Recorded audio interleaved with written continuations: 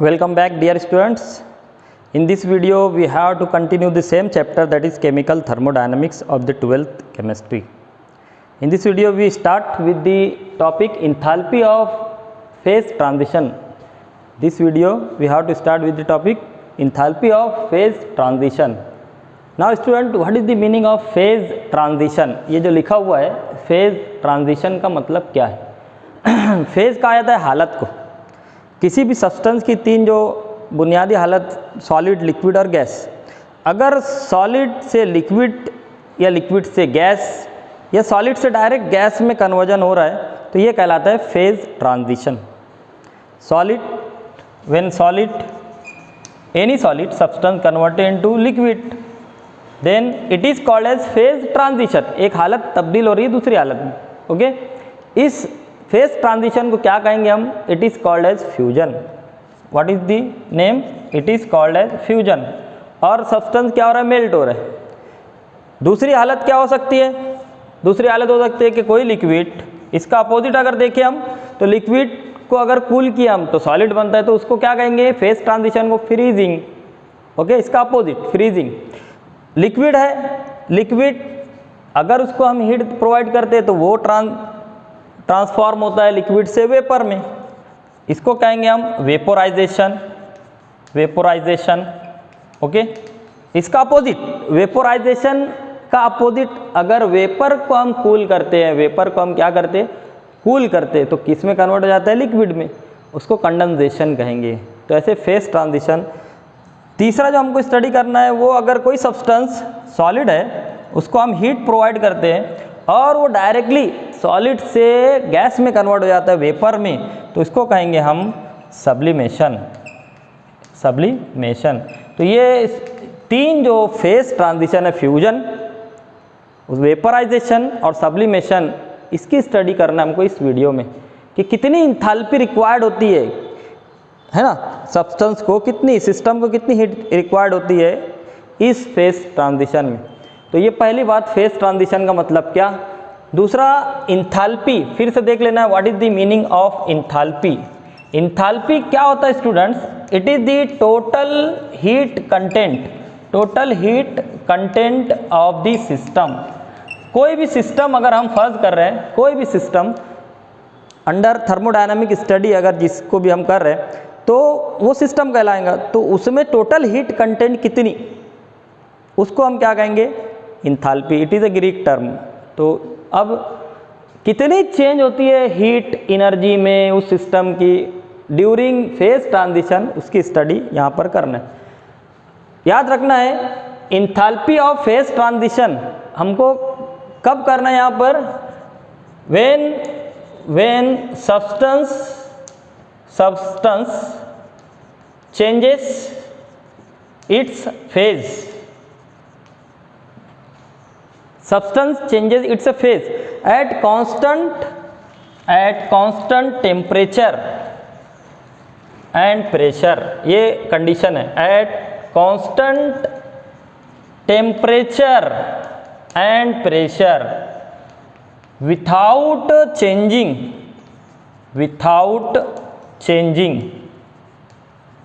its chemical composition.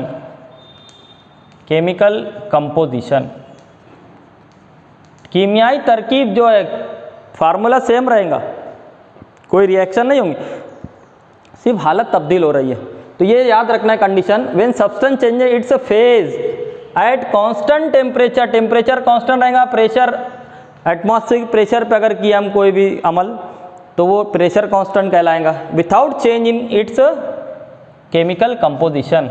जैसे water है, water liquid, इसको अगर हम हीट प्रोवाइड करते हैं हम तो ये हीट एब्सॉर्ब करने के बाद क्या हो जाएगा? वेपर में कन्वर्ट हो जाएगा। It is vapour. याद रखना है ये फेज ट्रांजिशन है, मगर केमिकल कंपोजिशन चेंज हुई है क्या? वाटर H2O, यहाँ पर भी वाटर H2O। तो ये कंडीशन याद रखना है। नेक्स्ट, अब पहला हमको देखना है phase transition. Temperature constant, pressure constant और केमिकल कंपोजिशन में कोई तब्दीली नहीं। पहला जो फेज ट्रांजिशन हमको देखना है वो है enthalpy of fusion. Enthalpy of enthalpy of fusion. Students इसको जो है सिंबल दिया जाता है delta fusion, delta fusion H।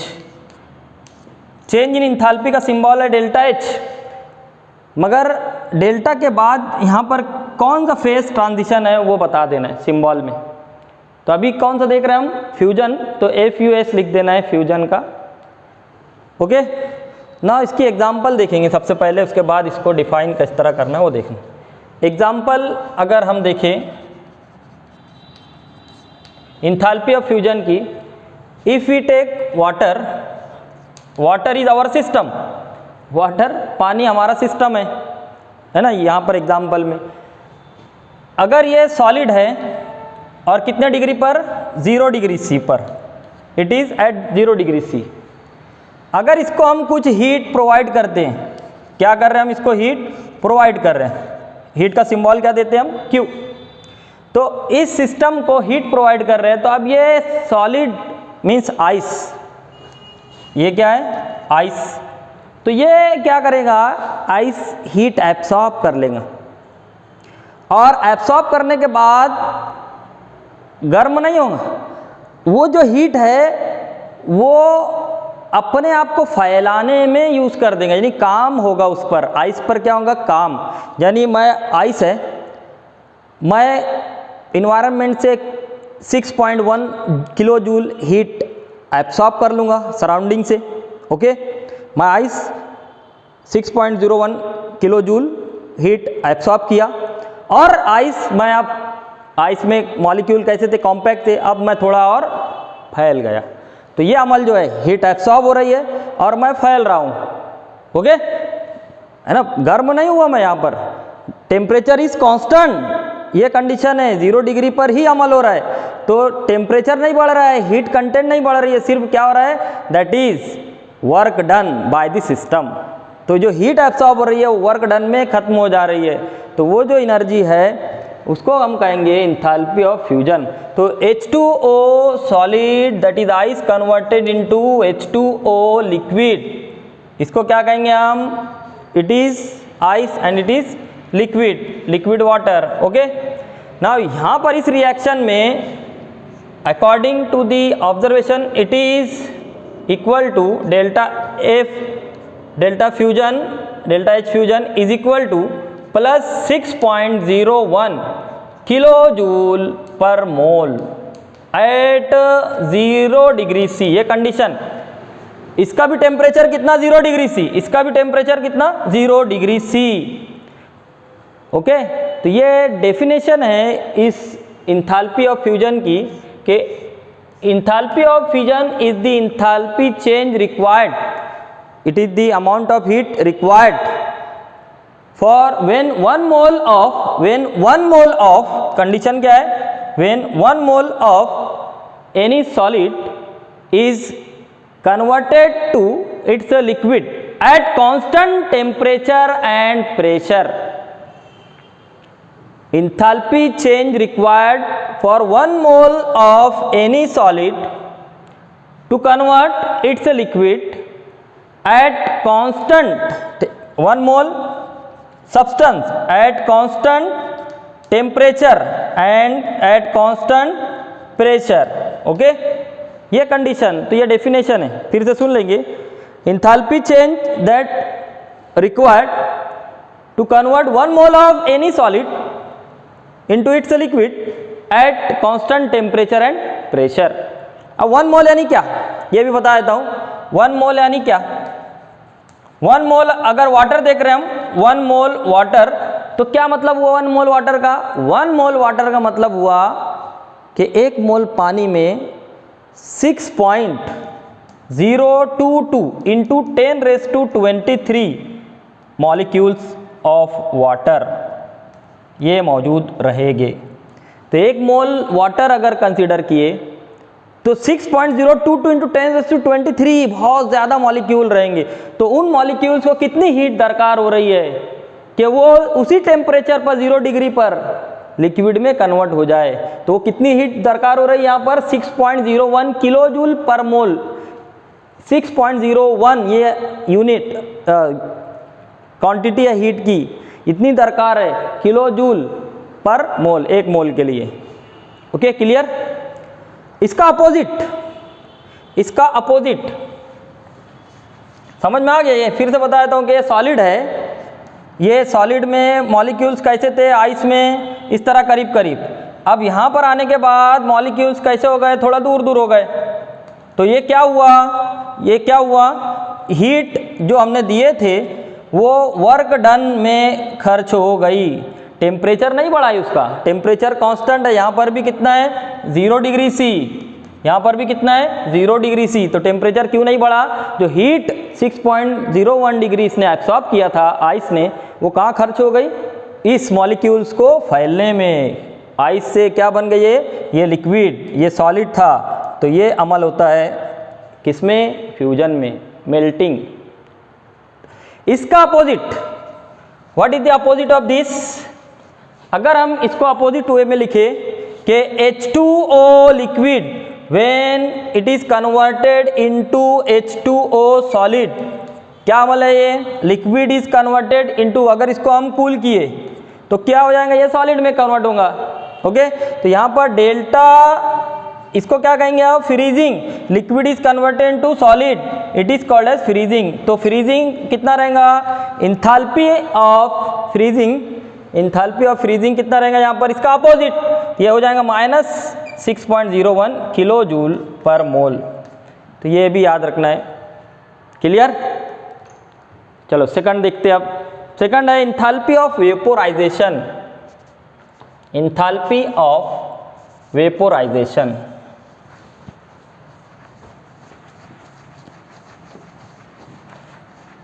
Term से जाहिर है कि क्या हो रहा है यहाँ पर, enthalpy of vaporisation, enthalpy of vaporisation. Symbol क्या देंगे students, delta H vaporisation. Okay, delta H vaporisation. इसकी एग्जांपल, अब सबसे पहले डेफिनेशन क्या रहेंगी, वेपोराइजेशन में क्या अमल होगा। देखो स्टूडेंट, अगर हम सीक्वेंस में देखें कि अगर कोई सॉलिड है, ये सॉलिड है, इसको अगर हीट प्रोवाइड की, हम सराउंडिंग से हीट प्रोवाइड किए तो ये पहले लिक्विड में कन्वर्ट होगा, लिक्विड को और हीट प्रोवाइड किए तो ये किस में कन्वर्ट होगा, वेपर में। ओके, तो अगर कोई लिक्विड है और उसको हीट प्रोवाइड कर रहे हैं हम, और अब वो उसके वेपर में कन्वर्ट हो रहा है, तो कितनी हीट दरकार होती है लिक्विड से वेपर में कन्वर्ट होने के लिए, तो वो क्या कहलाएंगी, इंथैल्पी ऑफ वेपराइजेशन। कंडीशन वही रहेंगी, सब्सटेंस कितना लेना है, 1 मोल, 1 मोल सब्सटेंस। वाटर अगर ले रहे हैं हम तो वाटर का मोलर मास 18 ग्राम मोलर मास है, तो ग्राम में अगर देखिए तो 1 मोल कहलाएगा, या 6.022 इंटू 10⁻23 मॉलिक्यूल्स वाटर के 1 मोल। ओके, इतना लेने के बाद उसको हीट कर रहे हैं हम, कितनी हीट दरकार है कि वो लिक्विड कन्वर्ट हो जाए किसमें, वेपर में। तो इसकी एग्जांपल अगर देखें हम, इंथैल्पी ऑफ वेपोराइजेशन की एग्जांपल वाटर की ही लेना है। सिंपल कि अगर वाटर H2O लिक्विड लेते हैं हम, ओके, और ये कन्वर्ट हो रहा है H2O वेपर में, गैस में, तो कितनी हीट दरकार है यहाँ पर, ये अमाउंट याद रखना है। अगर ये अमल 100 डिग्री सी पर हो रहा है तो ये होता है 40 kilo joule plus 40 kilo joule per mole, कहाँ पर, at 100 degree C. And if, दूसरी चीज, ये दूसरा, अगर वाटर लिक्विड ये कन्वर्ट हो रहा है H2O गैस में, वेपर में, तो इस अमल को अगर हम करते हैं टेम्परेचर 25 डिग्री सी पर, तो अब ये अमाउंट चेंज हो जाता है, टेम्परेचर डिपेंडेंस है ये। तो अगर 100 डिग्री सी पर कर रहे तो 40 किलो जूल ये वाटर लिक्विड एब्सॉर्ब करेगा सराउंडिंग से। 40 किलो जूल जब एब्सॉर्ब कर लेगा ये, तो ये किस में कन्वर्ट हो जाता है, गैस में।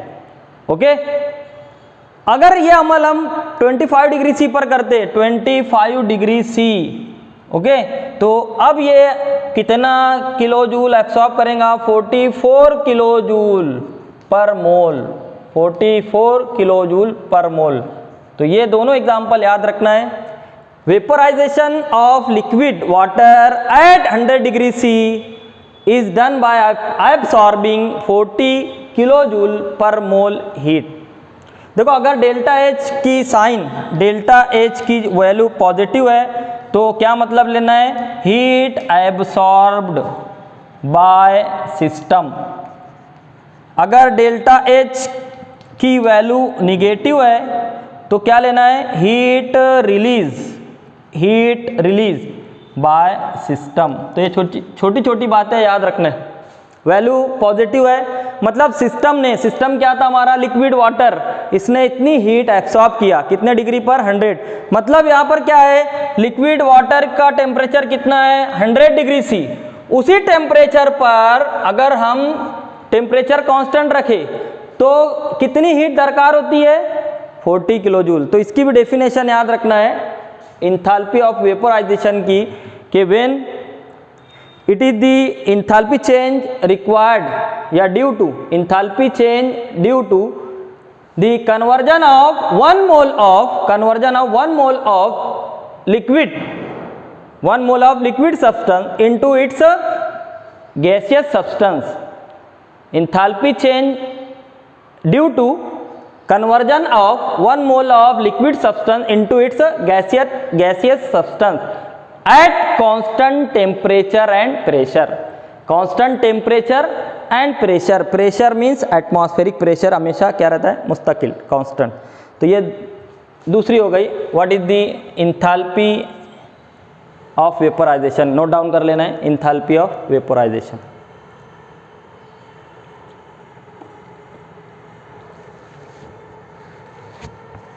वेपोराइजेशन का अपोजिट क्या रहेंगे स्टूडेंट्स?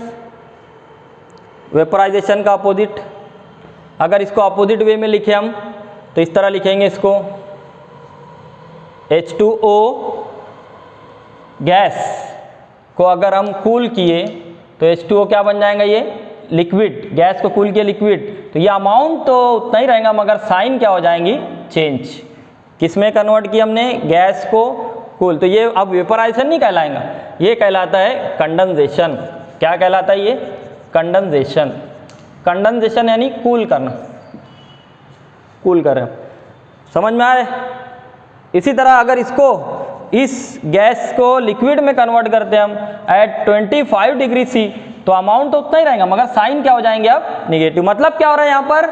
अगर गैस को लिक्विड में, गैस ऑलरेडी ज़्यादा हीट है उसमें, तो उसको कूल कर रहे हैं हम तो इतनी हीट रिलीज होती है, माइनस साइन है, रिलीज होती है। क्लियर? तो तीसरा देखेंगे, enthalpy of sublimation. Third, enthalpy of sublimation.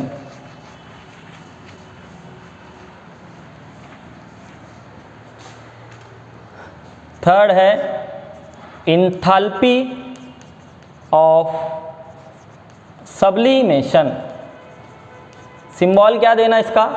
इसका सिंबल देना है delta SUB, sublimation H।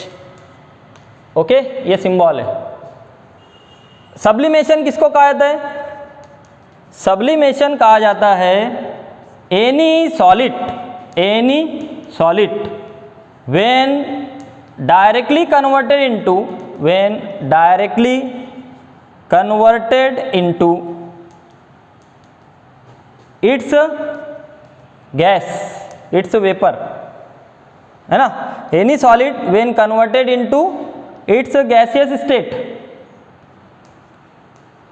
On heating, it is called as sublimation.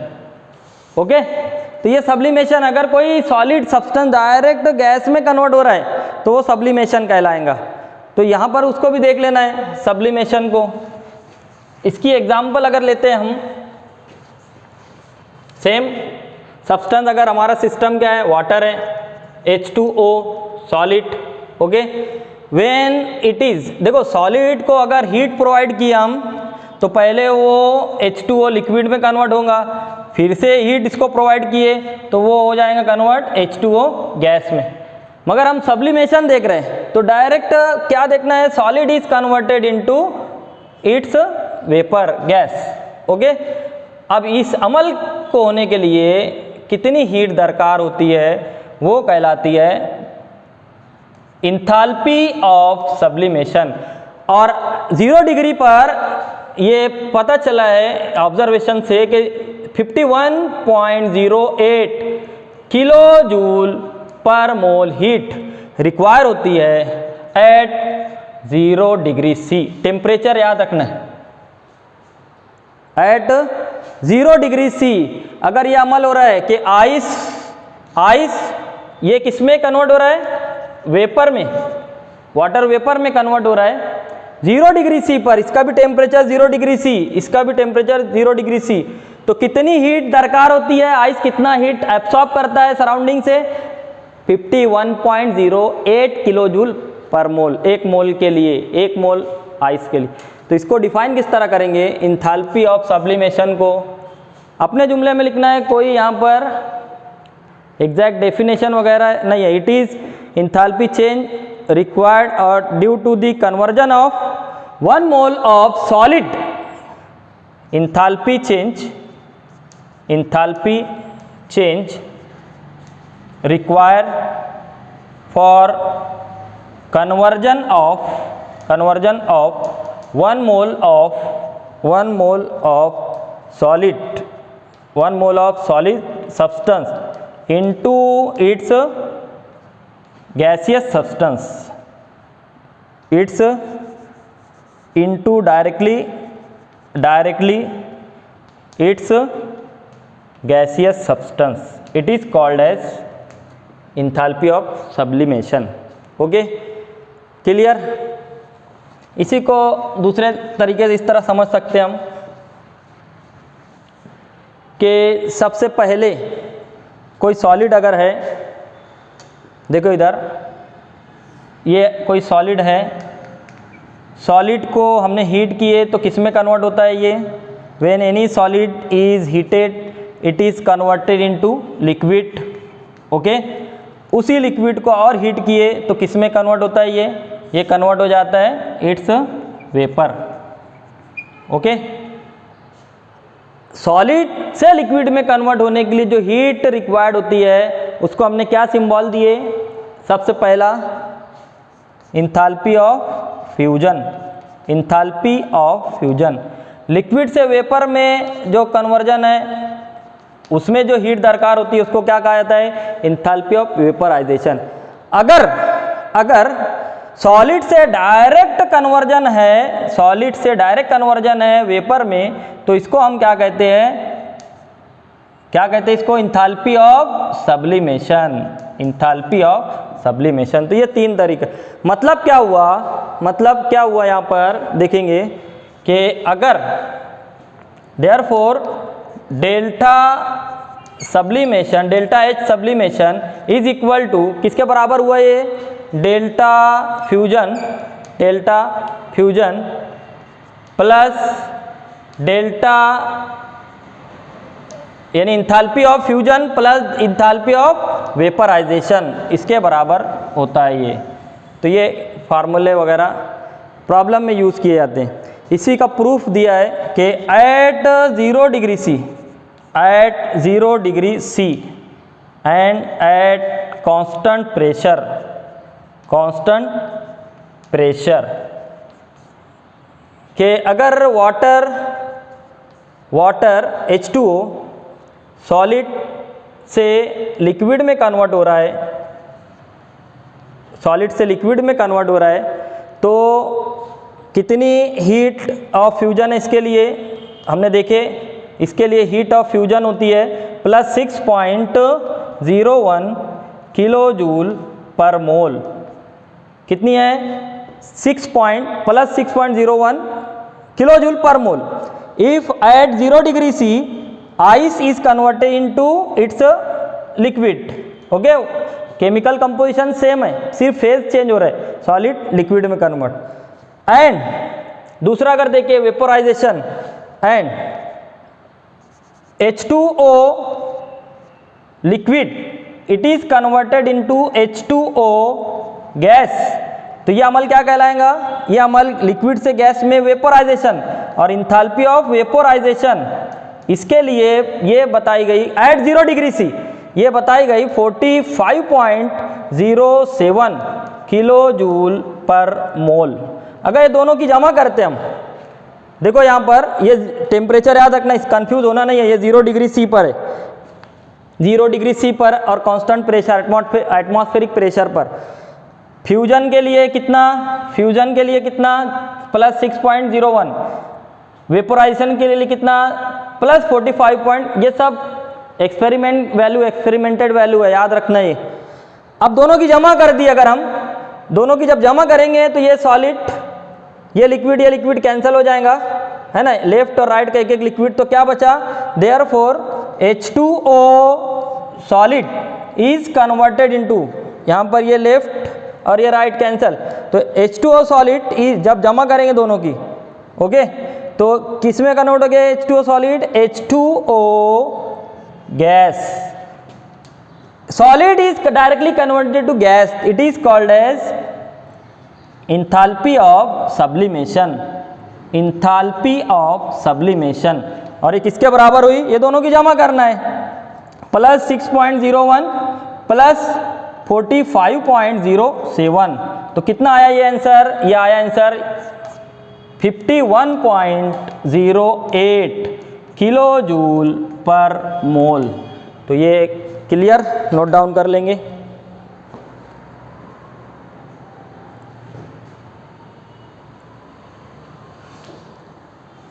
हो गया नोट डाउन। तो ये अभी देखिए हमने इस वीडियो में यहाँ पर enthalpy of phase transition, enthalpy of phase transition के बाद स्टूडेंट्स हमको देखना है इंथैल्पी ऑफ मॉलिक्यूलर और atomic change, enthalpy during the molecular और एटॉमिक चेंज, इतना नोट डाउन कर लेना है, स्क्रीनशॉट ले लो।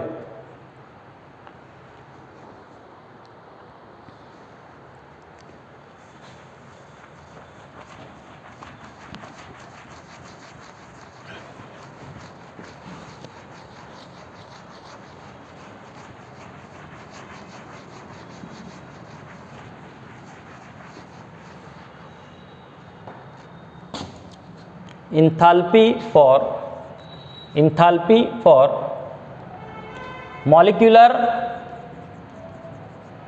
और atomic change, पहला देखना हमको, first enthalpy of ionization, enthalpy of ionization, symbol क्या देना इसका, डेल्टा एच सिंबल है, दरमियान में क्या लिखना है, आयन, आयोनाइजेशन का ion, enthalpy of ionisation. If you take 1 mole of any gaseous atom, condition 1 mole of gaseous atom, if 1 electron is removed from that gaseous atom, then how many energy is required to remove outer and electron, that is called as enthalpy of ionization। Condition क्या, atom कौन सी हालत में लेना है, gaseous, पहले तो atom solid में रहेगा तो वो कन्वर्ट होगा लिक्विड, फिर लिक्विड को भी और हीट दिए तो गैस, तो गैस से स्टार्ट करना है, यानी गैसियस एटम में से अब इलेक्ट्रॉन को रिमूव करने के लिए, यानी अगर ये कोई एटम है और गैस में है, गैसियस एटम है और ये आखिर का इलेक्ट्रॉन रिमूव करने के लिए कितनी हीट इसको हमको देना होगा, हीट कितनी हीट देना होगा, that is called as enthalpy of ionisation. तो यहाँ पर एग्जाम्पल अगर देखें हम, example sodium gaseous atom, sodium solid होता है मगर उसको हीट किए हम तो गैस में कन्वर्ट हो गया।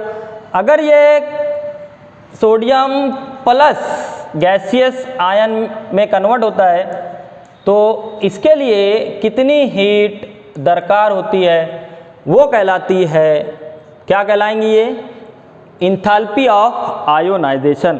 तो यहाँ पर 494 किलो जूल पर मोल इतनी हीट दरकार होती है इस अमल को होने के लिए। when one mole of gaseous atom for 1 mole of gaseous atom to remove outer electron, heat required, it is called as enthalpy of ionization। ये सोडियम एटम था और ये क्या बन गया, आयन। कौन सा आयन बना, it is called as cation. Okay, positive ion that is cation. तो ये अमल याद रखना है। इसका अपोजिट क्या होगा, इसका रिवर्स। अगर क्लोरीन एटम है, इलेक्ट्रॉन हासिल करता है, ये chlorine atom, gaseous chlorine atom एक इलेक्ट्रॉन हासिल करता है, तो ये बन जाता है क्लोरीन आयन। इसको क्या कहेंगे हम, अनायन, निगेटिव चार्ज है। तो ये जो अमल है इसको कहा जाता है इलेक्ट्रॉन गेन प्रोसेस, और जो इंथैल्पी चेंज होती है उसको कहा जाता है इलेक्ट्रॉन गेन इंथैल्पी। क्या कहलाती है ये, इलेक्ट्रॉन गेन इंथैल्पी। तो इस अमल के लिए -349 kilo joule per mole heat release होती है। कितनी हीट रिलीज हो रही है यहाँ पर, -349 kilo joule per mole heat is released. तो ये दोनों चीज़ें याद रखना है। ये है आयोनाइजेशन और ये है electron gain. Enthalpy of ionisation, enthalpy of electron gain, और इलेक्ट्रॉन गेन इंथैल्पी क्या कहेंगे इसको, इलेक्ट्रॉन गेन इंथैल्पी। तो इलेक्ट्रॉन गेन इंथैल्पी में हीट रिलीज होती है और आयोनाइजेशन में हमेशा क्या होती है, हीट एब्सॉर्ब होती है, एब्सॉर्ब। क्लियर, नोट डाउन कर लेंगे। Next, enthalpy of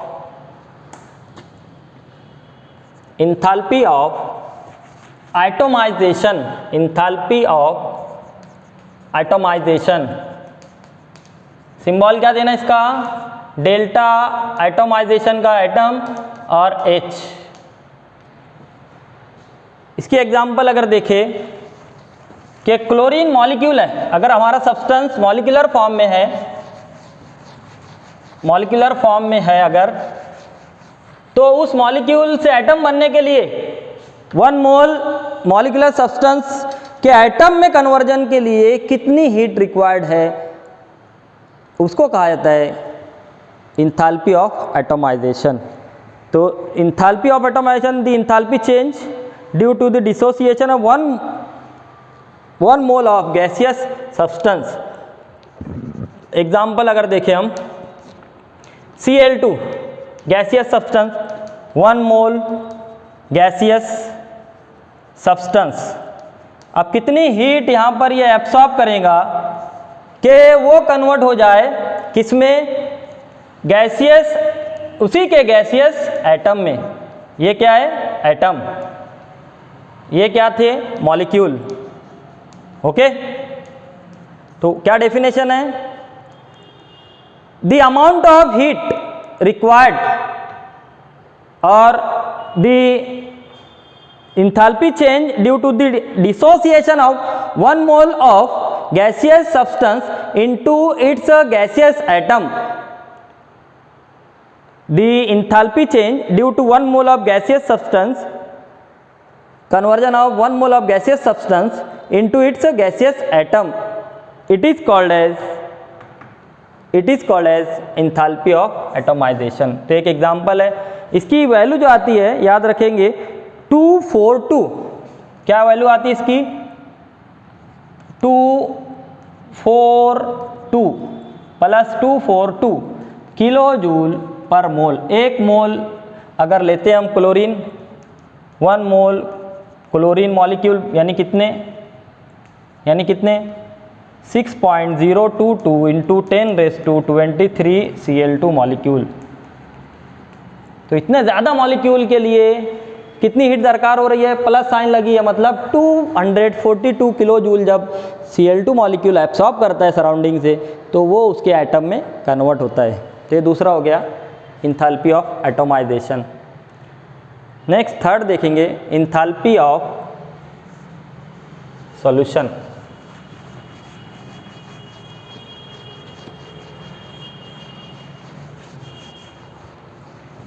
enthalpy of solution,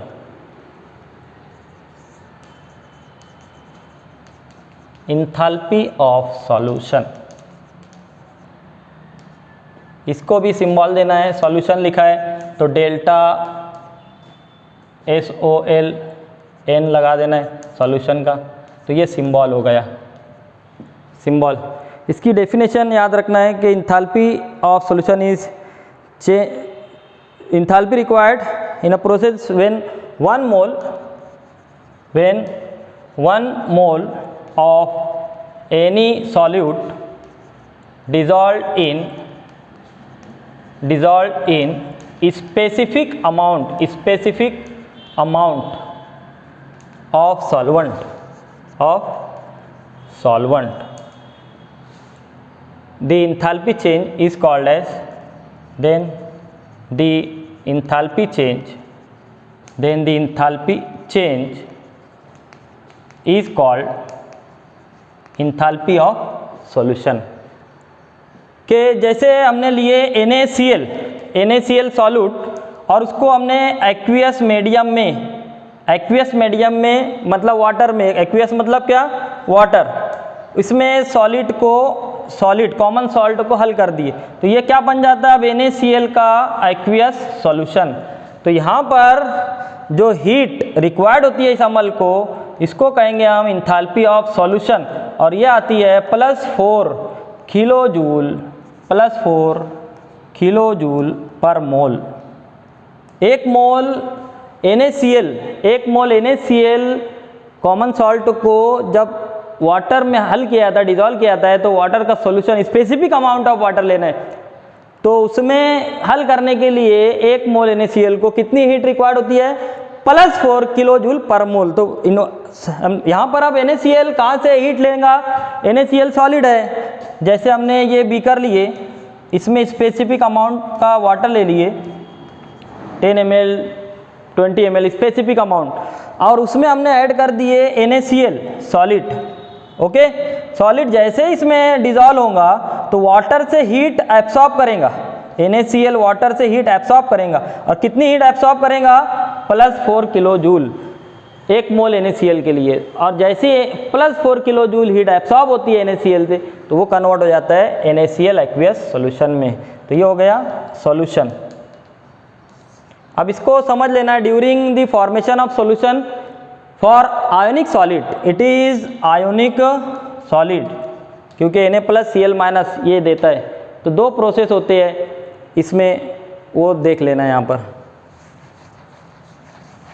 एक होता है ब्रेकिंग ऑफ लैटिस, यानी जो सॉलिड स्ट्रक्चर होता है सॉलिड का वो पहले ब्रेक होता है फॉर आयोनिक सॉल्यूट।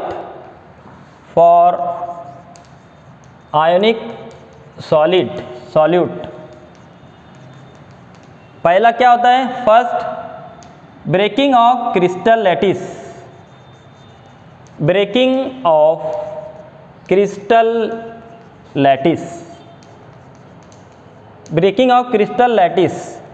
तो क्या होता है यहाँ पर देखना है कि अगर हमने क्या ले लिए, बीकर में वाटर लिए, और इसमें हमने क्या ऐड किए, इसमें हमने ऐड किए NaCl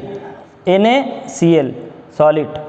तो NaCl का जो क्रिस्टल है वो यहाँ पर आता है, जैसे ही है ना, वाटर में जैसे ही आएगा ये, तो अब इसका क्रिस्टल लैटिस है, हर सॉलिड का क्रिस्टल लैटिस होता है, स्ट्रक्चर होता है, इसको हम क्या कहते हैं, स्ट्रक्चर को लैटिस। Okay, structure lattice. तो अब उस लैटिस में जो कॉम्पैक्ट होते हैं NaCl, है ना, NaCl मॉलिक्यूल जो है कॉम्पैक्ट होते हैं, तो अब उनको फैलाना है, तोड़ना है, उस लैटिस को डिसोसिएट करना है। तो ऐसे तो नहीं हो जाएंगी, तो उसको एनर्जी देना होती है, और जब एनर्जी प्रोवाइड करेंगे तो वो जो है वो डिसोसिएट होता है। तो पहला जो अमल होगा यहाँ पर ब्रेकिंग ऑफ क्रिस्टल लैटिस, तो यहाँ पर इसमें मतलब NaCl सॉलिड ये कन्वर्ट होता है Na प्लस और Cl माइनस आयन में। सॉलिड किस में कन्वर्ट हो गया? Na प्लस और Cl माइनस में। तो इसको क्या कहते हैं? जो एनर्जी यहाँ पर रिक्वायर्ड है वो क्या कहलाएंगी? वो कहलाती है लैटिस एनर्जी। लैटिस एनर्जी है ना। तो इसको डिनोट किया जाता है डेल्टा LH। और ये हमेशा जो है एब्सॉर्ब करता है सॉलिड। कहाँ से एब्सॉर्ब करता है? सॉल्वेंट से।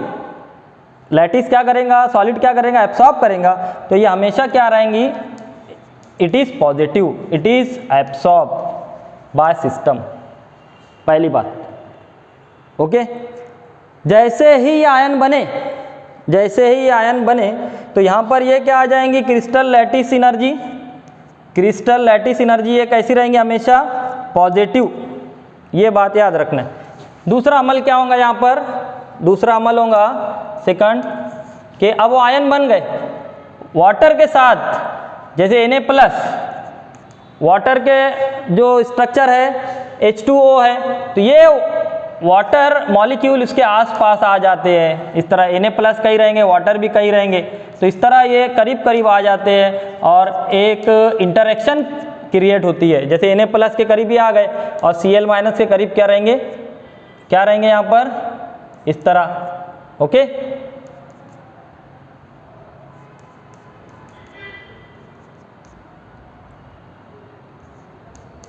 ये इस तरह। तो ये एक Cl माइनस है, यहाँ पर क्या है? Na plus. तो ये जो अमल हो रहा है इसको क्या कहते हैं? इसको कहते हैं आयन डायपोल इंटरएक्शन। तो जब आयन डायपोल इंटरएक्शन तैयार होती है तो क्या होता है? हीट रिलीज होती है। यहाँ पर क्या हो रहा है? हीट एब्सॉर्ब हो रही है। मगर आयन डायपोल जैसी आयन बनते हैं वाटर मॉलिक्यूल के साथ, वो इंटरएक्शन तैयार करते हैं। इस पर पार्शियल निगेटिव चार्ज, यहाँ पर पार्शियल पॉजिटिव चार्ज। तो ये करीब करीब आ जाते हैं, पॉजिटिव निगेटिव चार्ज, और एक इंटरएक्शन तैयार होती है। उसको आयन डायपोल इंटरएक्शन कहते हैं। और इसमें बनने के लिए एनर्जी क्या होती है? एनर्जी रिलीज होती है। ये जब बनती है आयन डायपोल इंटरएक्शन तो एनर्जी रिलीज होंगी। इसीलिए इसको हम क्या लिखते हैं? डेल्टा। इसको हम क्या कहेंगे? सेकंड को हाइड्रेशन, इसको कहा जाता है हाइड्रेशन। तो ये हमेशा क्या रहेंगी? It is negative. तो दोनों चीज़ें याद रखना है। लैटिस एनर्जी हमेशा पॉजिटिव और हाइड्रेशन एनर्जी, इसको कहा जाता है hydration process. Water molecule attract होते हैं आयन की तरफ, तो ये हाइड्रेशन, ये हमेशा क्या रहेंगी? निगेटिव। तो इसको इस तरह बताया गया कि M प्लस, जैसे यहाँ पर Na प्लस था तो शॉर्ट में इसको इस तरह बताया गया कि M plus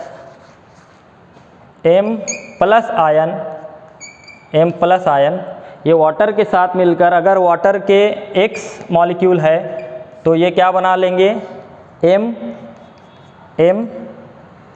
H2OX plus, okay, इस तरह बना लेंगे। और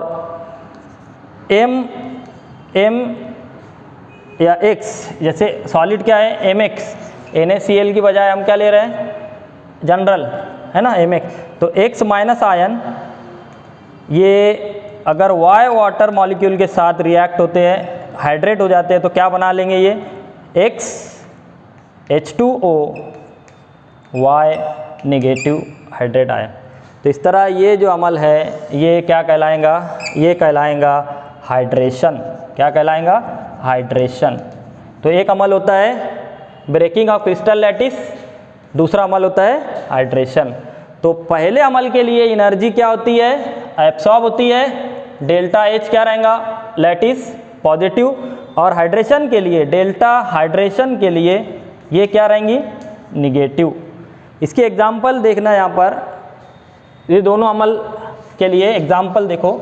सिंपल एग्जाम्पल कि NaCl को जब हम डिज़ोल्व करते हैं वाटर में, NaCl को डिज़ोल्व करते, when NaCl dissolved in specific amount of water, specific amount of water. तो यहाँ पर वैल्यूज दी गई है कि अगर ये अमल हो रहा है तो डेल्टा NaCl,